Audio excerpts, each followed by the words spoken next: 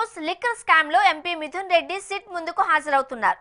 ఈ నేపథ్యంలో MP Mithun arrest పైన పెద్ద ఎత్తున ప్రచారం సాగుతోంది. ఈ కేసులో ఇప్పటికే మిథున్ రెడ్డిపై అరెస్టు వారెంట్ జారీ చేయాలి అని కోరుతూ విజయవాడ ఏసీబీ కోర్టులో సిట్ పిటిషన్ దాఖలు చేసింది. దీనిపై పరిశీలించిన కోర్టు సుప్రీంకోర్టు ఇచ్చిన మెమో ఇతర పత్రాలను జత చేయకపోవడాన్ని గుర్తించి రిటర్న్ చేసింది. సంబంధిత పత్రాలతో పిటిషన్ వేయాలి అని వెనక్కి పంపింది. అటు ముందస్తు బెయిల్ కోసం దాఖలు చేసిన పిటిషన్ను ఇప్పటికే సుప్రీంకోర్టు కొట్టివేసింది.